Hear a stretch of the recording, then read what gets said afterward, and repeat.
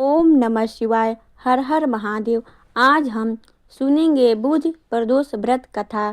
प्रदोष व्रत प्रत्येक पक्ष की त्रयोदशी तिथि को आता है, जो शिव जी को अर्पित है। जब यह बुधवार को व्रत पड़ता है तो इसे बुध प्रदोष कहा जाता है। शास्त्रों में बुध प्रदोष का बुद्धि, विद्या, वाणी और व्यापार में सफलता प्रदान करने वाला माना गया है। इस दिन भगवान शिव के साथ पार्वती माता और गणेश भगवान की विशेष पूजा का विधान है। पूजा करने के बाद बुध प्रदोष व्रत की पाठ अवश्य करना चाहिए। मान्यता है कि बुध प्रदोष की व्रत कथा पाठ करने से सभी कष्ट व परेशानियों से मुक्ति मिलती है और ग्रह नक्षत्रों का शुभ फल भी प्राप्त होता है। प्राचीन काल की बात है, एक पुरुष का नया नया विवाह हुआ था। विवाह के 2 ही दिन बीते थे और उसकी पत्नी मायके चली गई। कुछ दिनों के बाद वह पुरुष पत्नी को लेने उसके यहाँ गया।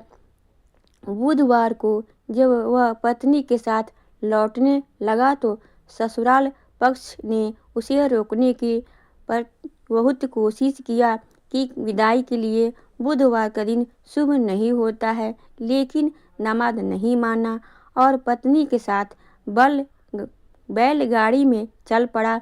विवश होकर सास ससुर ने अपने जमाई और पुत्री को भारी मन से विदा कर दिया। नगर के बाहर पहुंचने पर पत्नी को प्यास लगी। पुरुष लोटा लेकर पानी की तलाश में चल पड़ा। पत्नी एक पेड़ के नीचे बैठ गई। थोड़ी देर बाद पुरुष पानी लेकर वापस आया। तब उसने देखा कि उसकी पत्नी किसी के साथ हंस हंस कर बातें कर रही है और उसके लोटे से पानी पी रही है।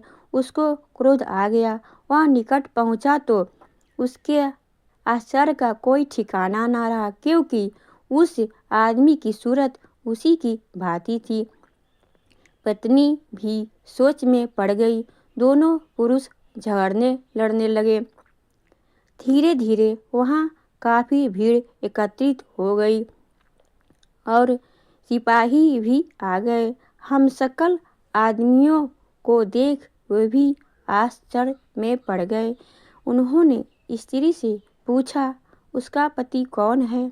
वह आश्चर्यचकित अवस्था में देखती रही। तब वह पुरुष भगवान शिव से प्रार्थना करने लगा, हे भगवान, हमारी रक्षा करें। मुझसे बड़ी भूल हो गई है कि मैं अपने सास ससुर की बात नहीं मानी और बुधवार को अपने पत्नी को विदा करा लिया। मैं भविष्य में ऐसी गलती दोबारा नहीं करूँगा। जैसे ही उसकी प्रार्थना पूरी हुई, दूसरा पुरुष अंतर्धान हो गया। पति पत्नी सकुशल अपने घर पहुंच गए। उस दिन के बाद से पति पत्नी नियम पूर्वक बुध त्रयोदशी प्रदोष का व्रत करने लगे।